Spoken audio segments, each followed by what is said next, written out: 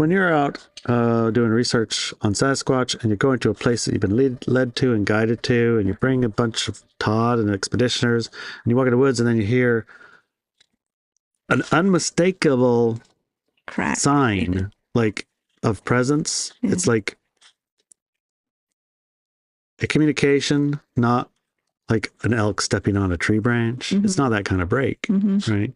Welcome to the Driving to the Rest podcast. This is Inelia. And this is Larry. Just a quick note.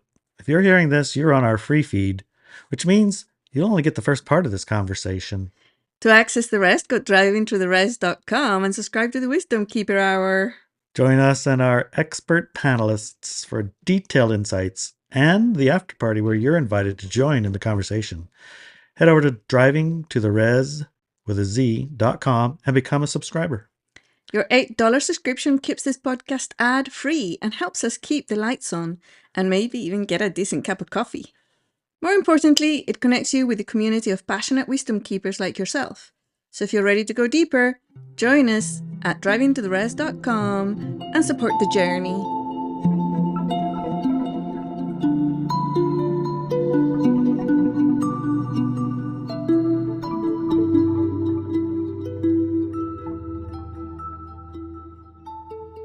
Okay, then, what was this week all about? We had an amazing time. And we're calling this episode Listening to Sasquatch. I love it. I love it. As is usual at this time of year, we have our Sasquatch expeditioners arrive. So I did write a little thing, and then we're going to go into some of the details of what happened, and then we're going to go straight into some interviews we did with the people who participated from the local area in this expedition. Okay. More. Okay, this April, and as most years around this time, our friend Todd Standing comes to the rest with his expeditioners. Also known as our brand new friends. Yes. Todd lives and breathes Sasquatch research. We only have their hand. We just see them as our friendly neighbors who go out, who we go out and seek once a year when Todd is here. It is kind of silly. Yeah, it's like, I think, 365 Todd breathes Sasquatch, podcast Sasquatch, talks about Sasquatch, research Sasquatch, plans expeditions to see Sasquatches. I mean, everything's Sasquatch. Yes. And we do that when he's here. Yes. And then every now and then our neighbors knock on the door for a cup of sugar. Yes. And then we go, oh, that's right, there's Sasquatch here. And we go out, we find signs and all sorts of amazing things. Right, but when Todd's here, it's like on like Donkey Kong. Everybody's in the boat. We take a week off of work. Yes. Whatever work we're doing, and we just focus on Sasquatch and expedition and meeting new friends and meeting the Sasquatch and seeing where they're up to this week. Todd is loved by all of us and needs no introduction to our readers and audience. That's true. But in case you're not sure, yes, Todd Standing, you can look it up. Yeah. Sylvanic is his YouTube. Yeah. And also he has a really well-known documentary. Right, where he has images of Sasquatch, or literal. Here's the pictures. Remember the name of the documentary? Discovering Sasquatch. Anyway. Okay. This year we also had a visit from our friend Toby Johnson. Toby's a producer known for Voices in the Wilderness, A Flash of Beauty, Paranormal Bigfoot, and Spiritual Bigfoot. He's also a researcher of the link between Bigfoot and the supernatural. And, in the rest of the show, my sweatshirt will show Flash of Beauty. Yes. Is, Olympic Strange Days is event in the woods. Yeah. Which he invited us actually last year. And this year invited us to present. Be speakers, yeah. Yeah, it's really nice. Toby interviewed various members of our community here at the Olympic Peninsula, including yours truly. He's also the first person to come out and ask me very interesting questions about Sasquatch and about other woo subjects, including aliens and conspiracy theories. I look forward to seeing what he does with the footage. Yes, because that's a world exclusive. Yes. And yeah, he actually had some amazing experiences here too. Yes, he did. Yeah. He caught an hour and a half. Yeah, of really nice voices things in the woods that weren't people. Yeah. at 3 a.m. Uh-huh. Voices. He's going to have it researched, though, because that's his professionalism, you know? Right. He's going to go and have it analyzed by... Check the AI and see if the AI says, "Oh, I know what that is," Yeah. or the people. The people who he goes to with this material, you know? What I heard sounded a lot like our rooster getting copied by We did hear the rooster in the Voices in the Woods. Also. Yes, we heard And then our rooster that we a know. voice recopied him. Of course, we find out. And then, But I don't know. Yeah. I mean, we did find out that the Sasquatch do mimic quite readily. they do In excellent. one of the interviews that comes following with the one with Kara. Mm-hmm. Yeah. So it's no surprise to me that the Sasquatch would be mimicking the roosters. On this episode, we're going to release the second hour, the Wisdom Keeper Hour, for free, attached to this one. Yes. And including two of the panelists get interviewed. So that'll be really interesting too. And Kara does talk about that, how they thought it was me hooting, and well, you can listen to it later because it's quite exciting. All right. Hold on, honey. There's a forestry truck coming. Okay, we'll wait. They have planned this forest to create houses. So to do that, they're going to need to use the truck, and it's a big one. Here it comes. Let's see if it shows up. Okay.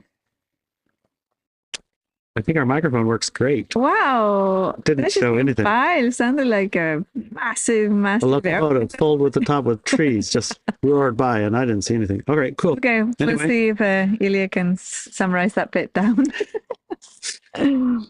Okay, so from the perspective of these two amazing researchers, this month has been very interesting one indeed, and we wanted to share some of the experiences of our own community members had during this high caliber men's visit to our corner of the world. The experiences are best listened to in our podcast, which you're listening to right now. And as like I said earlier, we also interviewed our friend and Maca elder Brian and two of our Wisdom Keeper Hour panelists, Dr. Kara and Ashley. Yep. Larry himself had some breakthrough connections and face-to-face experiences with the Sasquatch this year. You might think that Larry, being a Maca elder himself, would be an all-hand at connecting with and communicating with Sasquatch, but we have documented through the years keeping the connection alive is not made easy by our present-day society and culture. Right, I'm not a big go to the neighbor's house guy. Yeah, the short articles to point you in the direction of our podcast, where you can hear these men and women experiences here at Peninsula. And stay tuned, because those are coming up. What's coming up, honey? So some of the what's coming ups. I mean, there were various levels of encounter throughout the week. That's and it true. seemed like they were almost tuned for each individual. It's like each individual had the experience they kind of came for at the level of intensity that was most comfortable in some way. And they wanted. Yeah. Well, like people said they wanted a certain thing. Like, I want to see him face to face. No, that's not always. But that's actually not what they, I think, truly wanted. I was going more by the comments after their encounters. They would say, that's exactly what I came here to have. This is exactly what I wanted. That, yes. So in hindsight, exactly what they wanted. Yeah. When they showed up, everybody wants the same thing. It's like, I want to go sit down with the Sasquatch sitting on this bench right here and, have a chat. Yeah. But, it doesn't happen that way. No. The Sasquatch will be sitting right there, but it'll be 3:00 in the morning and you'll be often as not terrified. Well, they're very careful. I mean, some of the young ones will go out to scare you, and that happened to me this time. I'm not very easily scared. You got startled. You did. The Sasquatch kids have been, I think, making bets to see who could startle me and another one. And this trip, something like a shadow, semi-cloak shadow, so I could see it when passed in front of us really fast across the road. in the middle of the night, in the middle of dark. Yes. And that startled me. And then he left his aroma His behind. aroma, yes. True. It wasn't terrible. Kids. I know. So inside these interviews, you will hear people describing their experiences of like tree breaks, Mhm. like a tree break. I mean, that doesn't seem like a big thing. Like, oh, a tree broke in the woods. But it's But like, when you're out doing research on Sasquatch and you're going to a place that you've been led to and guided to, and you bring a bunch of Todd and expeditioners, and you walk in the woods, and then you hear an unmistakable crack. sign, like of presence. Yeah. It's like a communication, not like an elk stepping on a tree branch. Mhm. It's not that kind of break, Mhm. right? Yeah. Well, foot stomps, Yes. Boom, and boom, boom. you know, and a bipedal foot stomp. So it's like those aren't the same as a four-legged Elk. whatever elk or bear walking in the woods. It's 4 legs, you can tell. Yeah. 2 legs, you can hear. And Ding, 2-legged foot ding, stomps, ding. or even one big foot stomp, you can hear that. Yeah. Then if you hear a foot stomp and you go look at where it was and find a track There you have it. or track ways, 3 Yes. prints or Yeah. more, then it's like, okay, these are putting pieces together. It's not just one little bit of evidence. It's the combination of the sound, the break, and then the stomp, and then, Mhm. oh, there's a track here too. And oh, it does a pretty dang big barefoot person over here. We had hoots. Now, Yes. when you go, give a hoot, honey. That's a little one so that it wouldn't break your ears. Can you hear one back?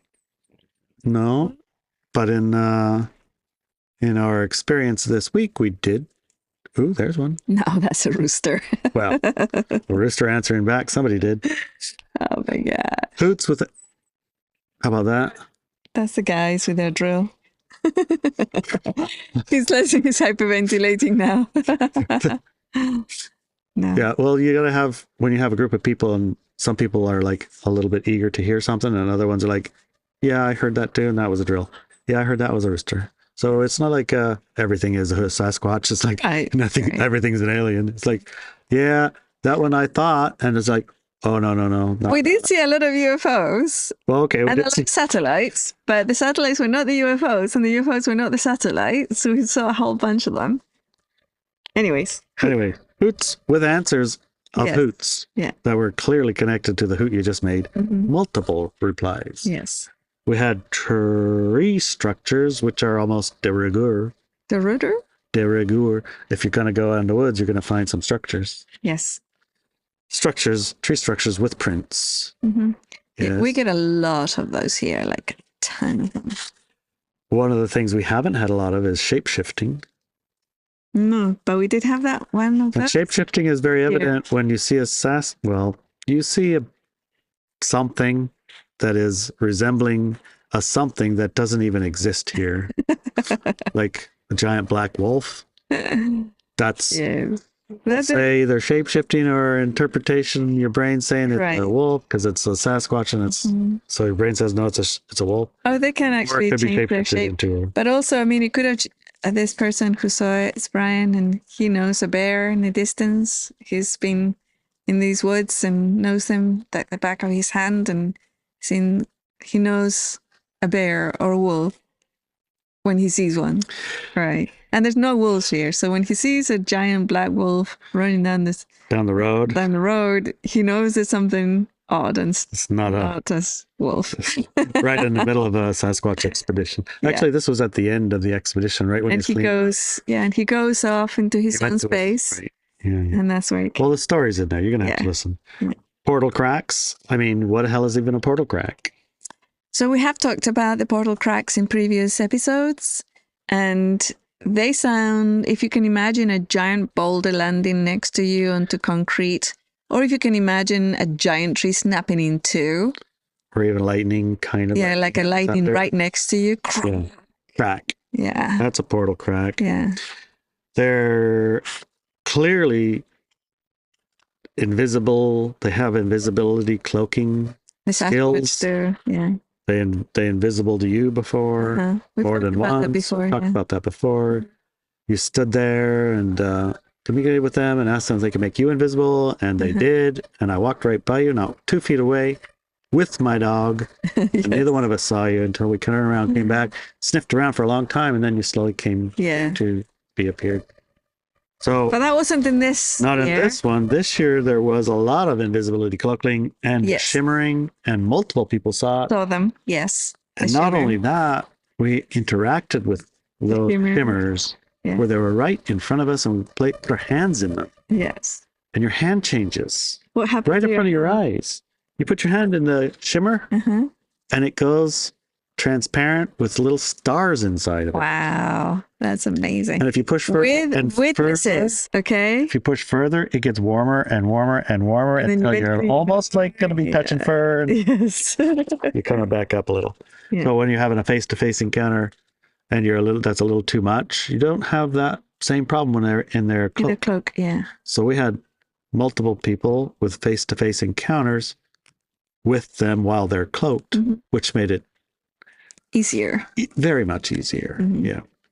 And hands turning into invisible black. It's like my hand. It's not my hand. A friend of ours. Yeah. His hand. It's gone. Where's my hand? Yeah. So we had a lot of experiences this week.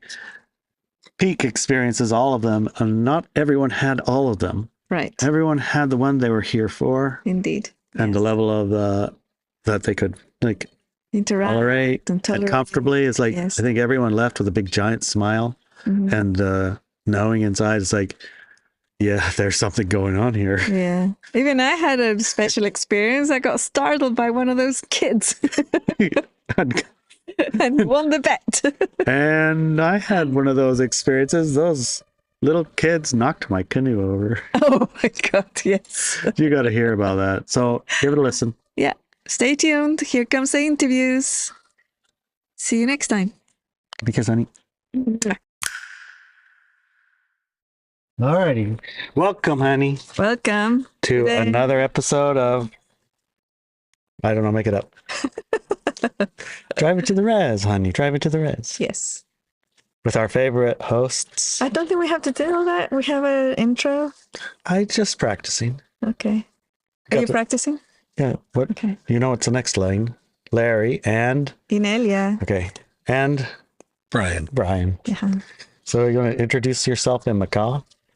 At this point in time, I don't think I'm allowed to. Okay. Well. Okay. We fell for that one. We tried to. Here, I'll make it short. Okay. All right. A whole clock saw. That clock saw means I'm addressing a bunch of people at one time. So all of you out there, that's hello. Thank you. Thank you. Love it, Bri. He's a good teacher. Yes. So this week we had a pretty interesting experience. Once a year, our friend Todd Standing comes out. He'll bring a few what he can do. He calls expeditioners. We call new best friends. Right. Yes.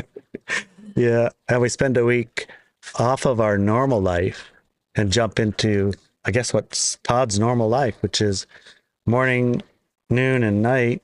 About Sasquatch. Sasquatch. Walking, talking, speaking, thinking, connecting, and all that. So our regular life got shut off for a week. I mean, your normal week is like get up in the morning, right? You drive off, I guess, in the woods and looking for somebody once in a while. Yep. Then you go to work at the tribe and fix what's broken.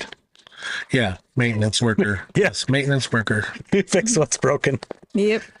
But when Todd's here, it's wake up in the morning and go to the land, meet the guys. Usually wake them up because they've been up till 3 or 4. Right. Yeah, give them a shake. Come on, guys, time to go look. Force down the coffee so they can wake up and get ready to go. Right. Find all their things for the day. Yeah, and some of them are faster in the morning than others, gotta say. And this time Todd brought his kids, his young daughter and his son. They were just magnificent. Well behaved, interested, engaging children. Yes, Right. I was really impressed with them. very impressed. So usually in the morning, you would take the crew and go find a place on the res because I would be like an hour away. Yep. And I think the first place you brought them this trip was one of the most impactful places, I think, for you of the week. Is that about right? Yeah, it was actually. We went up. I guess I'm not going to. Can we do that? You can say where in Area. realities. Area? Yeah. Because nobody's just going to know where that is unless they come and hang out with us because they don't know where that is. Generally say Cape area. We'll Cape just say area. that. Yeah. Out to Okay. Cape. We call it out to Cape. Yeah. And there's a nice trail that goes to the northwest tip of the United States, but that's not where we were. But we were close. Yeah. And right away, it was kind of like my first meeting of all the All the people that guys. came and the guys that came, but we're getting out of the trucks. We're walking in through a gate and we're talking about everything, right? Hello, how are you? Hello. I'm from here. I'm from, Oh, it's so beautiful. It- Like it's, yeah, you know, oh. we're all talking, and I hear the loudest tree break. Like there was we all stopped instantly and looked at each other and go, What? you hear that? And we're like, yeah, Yeah, I heard that. definitely 100%. So yeah, it was like, hello, I'm here, you know, hey, you guys be quiet. I'm trying to say something here, but we were busy, you know, introducing ourselves and stuff. I but- guess the Sasquatch are introducing themselves too. Exactly. Yeah. Yeah. Yeah, that's cool. Well, I don't know if you haven't heard a tree break from Sasquatch. It's a little different than like somebody stepping on a stick, you know. It Right. has some amplitude and force. Yeah. And it's like non secular either. It's like it's not windy. Windy and kaboom. Yeah. Yeah. Yeah. Situationally like relevant. hmm Yeah. Yeah. And, you know, there's those who say, well, how do you know it was a tree break? Well, I've grown up out in the wilderness, And everything. hunting and everything. I've trailed, I've spooked animals, a whole herd of elk at one time, and they can't, I don't know. They can What break I've- trees and They can branches. break trees and branches, ain't a- but it's nothing like Not like a tree. not like a Sasquatch tree break. hmm No, it's not. It's like if all of the elk in the entire herd jumped on a giant log at once and busted it. And snapped it. Yeah, and then didn't make any other noise Right. No noise before or after. before or after. And there's two ways that Sasquatch do it. I mean, they do it with their hands, obviously, Smacking and a they tree or also will do it. They'll also do it with their foot. They'll stomp a nice big log that's, you know, and they'll snap it with one big giant kick. So when you hear those things, sometimes if you can pinpoint the area where it came from, then that's how we do Sasquatch research. We're researching, so we try to go to that place, try to find it, and the mystery is, hey, let's find where that tree break is, because if it's a stomp, they may also be a big stomp footprint right where it went down into the soil. So that's, I guess, what you'd call research. Yeah. Identifying what made that. Right, we have a spiritual sense of, I mean, it's not like every time we go in the woods, everything that ever happens is, there's a Sasquatch. Oh, there's a Sasquatch. There's situation, there's connection, there's communication, there's This intent intent, to connect. right, to connect. I mean, we could go hunting, walking in the woods, we hear a tree break. Okay, there's probably some bear, some elk over there, right? Yeah. It's different though. But They sound very different.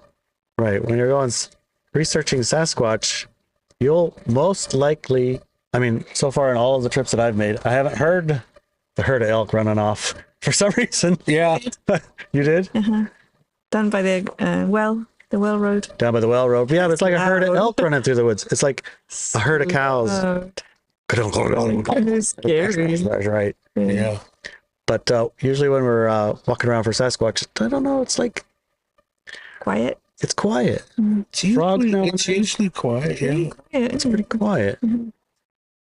Because they know when, I mean, that might sound a little woo, but they have a pretty good idea that we're coming because we've talked to them ahead of time. And we connect with them. It's like, where should we go to meet up? Want to meet up at Washburn's parking lot? Nope. Want to meet up at the marina? Out on the boat? Nope. Want to meet up at the Cape, up the road on the, sidetrack there? Sure. You know, the one I have in my mind? Sure. Okay, I'm going to bring some new friends. Oh, nice.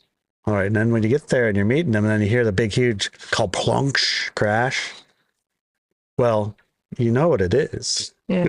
Oh yeah, that You know what happened. and that reminds me of when Todd came out here two times ago, 2 years ago, when he called me on the phone like a week or so before he was going to be here, Yep.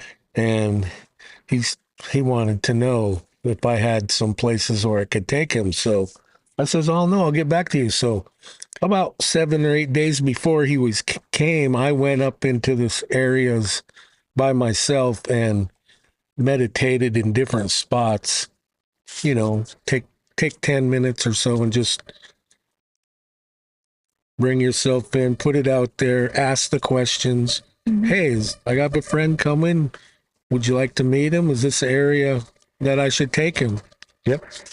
And lo and behold, Todd gets here a week or so later. Monday, we do all the introductions. We go to different places. Then he calls me. He said, "Look, hey, Brian, do you have any place you'd like to take us?" So I said, "Sure." We go up there and I remember. yeah. It was on like Donkey Kong. Signs everywhere. Right. The guy from Oklahoma was riding in the back seat, and we're going up into this area where I was. And he looks out the window and he goes, "Hey, a tree break."